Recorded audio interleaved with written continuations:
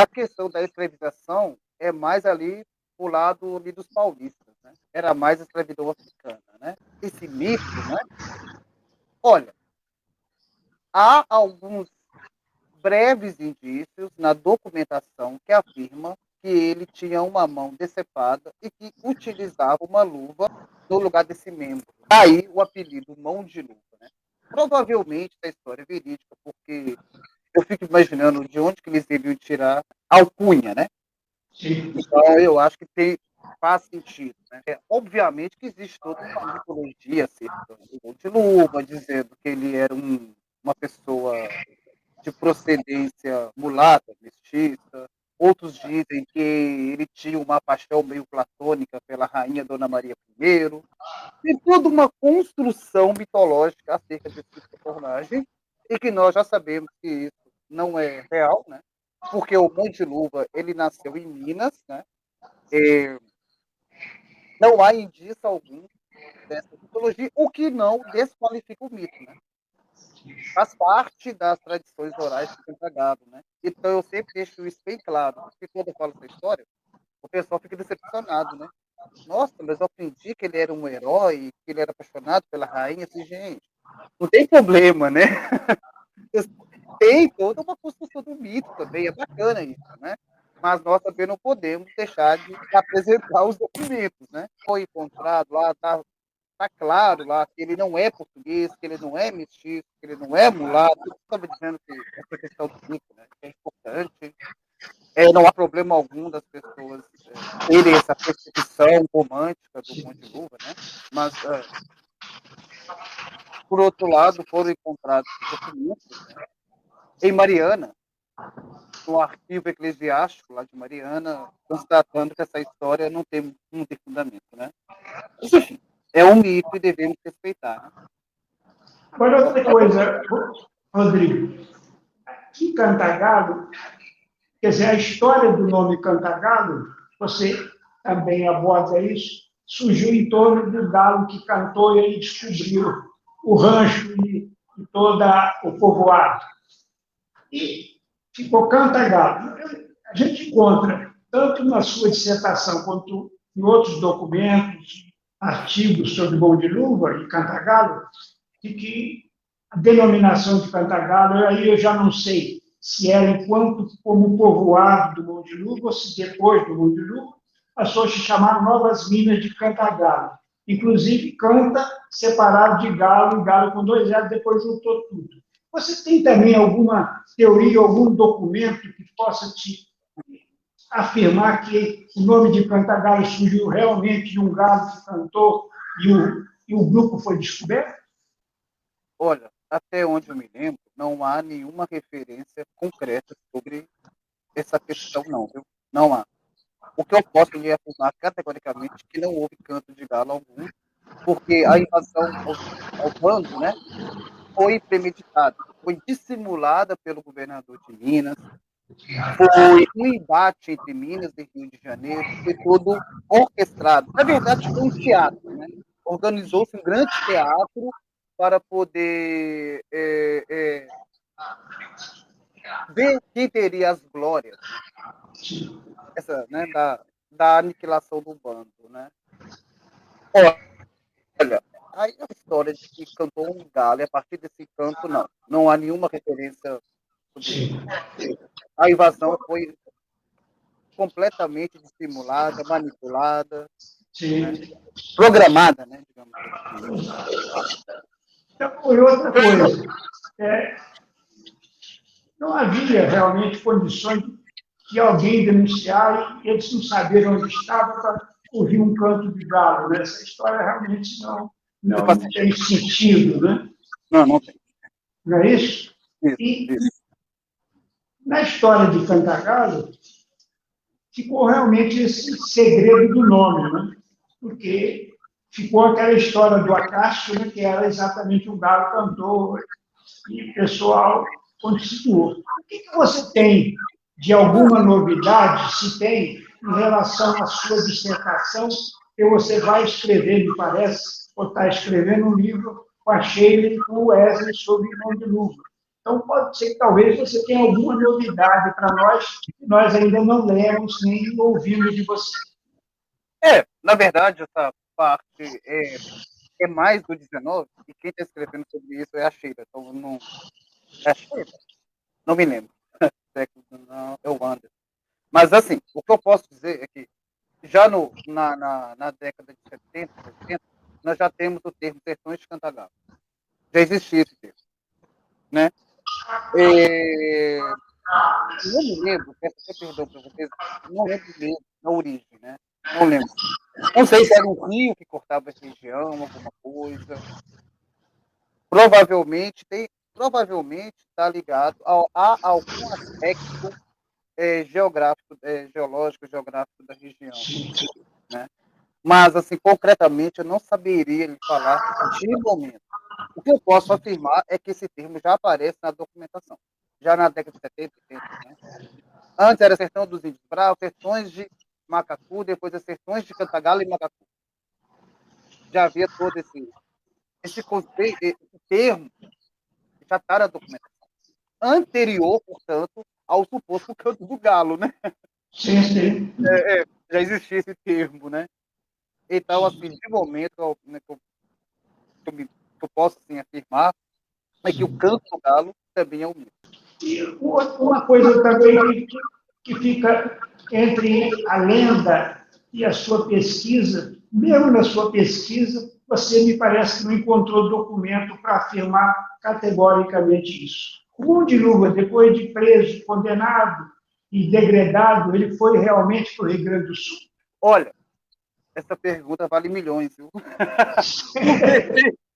Eu estou procurando esse documento há décadas. Sim.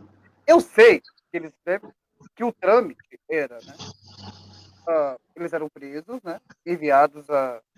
Esse seria o trâmite, né? Vila Rica, Rio de Janeiro, né?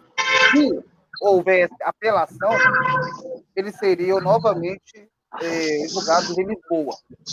Sim. Não sei concretamente qual foi esse trâmite, né? Se esses caras foram para Vila Rica, esquece a documentação. Porque a documentação de cadeia de Ouro Preto desapareceu misteriosamente, ninguém sabe, ninguém viu. Se eles foram para o Rio, existe a documentação do Tribunal da Relação. 3 anos atrás eu fui no Arquivo Nacional e eu fiquei desanimado porque a documentação não estava organizada, sistematizada, era ainda naquele esquema de papéis, né, com dados. Aí eu olhei aquele monte de documentos e eu entrei em pânico, não vou procurar um por um. Aí, em Portugal, no tempo que eu estive lá, só a referência da Inquisição, né? Sim, sim. O José Gomes. Da Inquisição, sob Mão de Luva, eu também li um documento de uma pessoa que estudou isso e realmente não encontrei a condenação do Mão de Luva nem a sua prisão, no caso da Inquisição. Não, ele não foi preso. Ninguém conseguiu encontrar o Mão de Luva. Só em 86 é que houve todo esse jogo meio de simulação, né, entre Minas, Rio, enfim. E no final não se sabe para onde foram levados. Na verdade, não apenas ele, né? Aí nós temos que imaginar uma situação, como foi o julgamento também, foi o bando em si, foi por sujeitos, por nomes.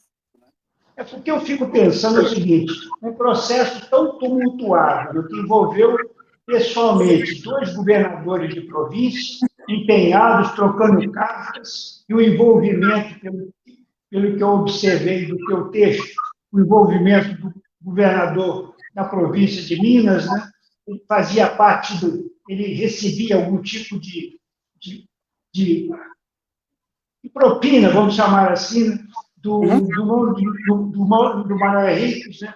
Que tinha acesso livre para ele. Então, tudo isso, a sua documentação realmente esclarece. Eu fico pensando, ora, mas a condenação desse mito, desse personagem histórico, não tem nenhuma documentação à disposição de quem pesquisa a vida dele, como você pesquisou, encontrou certidão as bodas de casamento, tudo aquilo, e da morte dele e para onde ele foi, não realmente você não encontrou nada e parece que não existe essa documentação, pelo menos não está à disposição do público. Se essa documentação foi realmente, né, se houve julgamento mesmo, essa documentação deve existir, não sei aonde, né? Talvez esteja no Rio mesmo, né? Naquele emaranhado de documentos, né, que eu tenho. Um dia eu tenho que ir lá e respirar fundo e falar, bem, vou papelzinho por papelzinho procurar isso, né? Ou então, queima de arquivo, né? Sim. Que é possível, né? Que é possível. Porque era um personagem tão disputado por duas províncias, né? Que não se compreende porque o destino final dele não está documentado, ou pelo menos a documentação não está à disposição. Agora, Rodrigo, nós estamos chegando ao final da nossa entrevista. Eu gostaria que você completasse, se você tem alguma coisa a falar mais sobre Mão de Luva, sobre Cantagalo, você está à disposição para você nos encerrar a entrevista com essas informações. Bom, sim, primeiramente agradecer, né, pela oportunidade, né? O Instituto Mão de Luva é uma grande conquista para a região. Essa questão da oralidade, dos costumes, é fundamental para a cidade de Cantagalo. É necessário resgatar essas origens do município, né? É fundamental, né? Então, o Instituto está cumprindo bem esse papel, né? É fantástico, sabe? Muito bacana mesmo, né? O que eu poderia complementar de momento, né? Primeiramente, é chamar a atenção, né? Para que esses estudos, esses brasileiros, nos levam a compreender coisas fascinantes. Poder privado, disputas pelo poder, conflitos de jurisdição.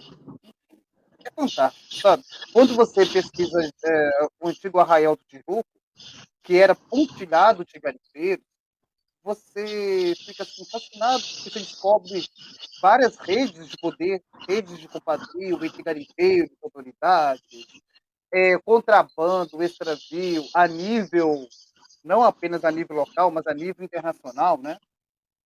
Aliás, quando se estuda, voltando agora para Paraupeba, o Inácio de Souza Ferreira, o líder da Paraupeba, ele tinha conexões com os holandeses, né? Com os judeus. Né? Você imagina? É fantástico, né? Então, daí a importância dos estudos sobre a violência coletiva, sobre garimpeiros, que nos leva a compreender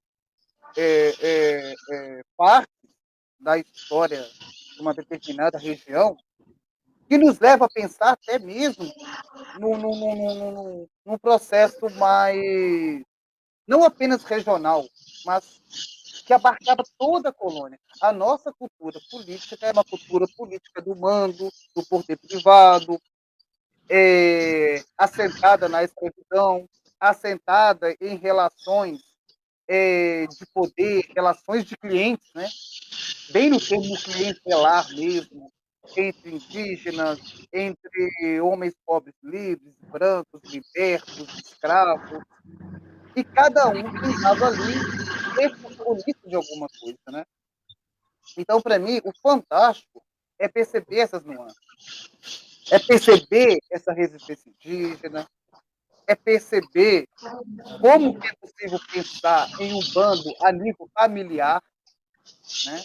Não são apenas aliados, né? São parentes, né? São pessoas consanguíneas. Então, isso para mim é perfeito, sabe? E, ao final, vamos torcer aí, quem sabe essa documentação não vem, né? Vamos ver, né? Vamos ver. Ô, Rodrigo, nós agradecemos a sua paciência, a sua presença, essa riqueza de informações que você nos traz sobre as nossas origens. E eu antecipo a você um convite para, em 2023, entre 21 e 23 de abril, você vir a Cantagalo, é o nosso convidado, para participar do Festival Literário Amélia Tomás. Amélia Tomás é uma poeta e uma escritora cantagalense que não teve a mesma projeção de outros autores, mas que em Cantagalo ela é muito respeitada. Foi, inclusive, era professora, foi minha professora de língua portuguesa, então é uma homenagem que nós vamos fazer a ela a partir do ano que vem. E é um evento anual, sempre em torno do Dia do Livro. O ano que vem, o Dia do Livro é 23 de abril, um domingo, e dia 1º,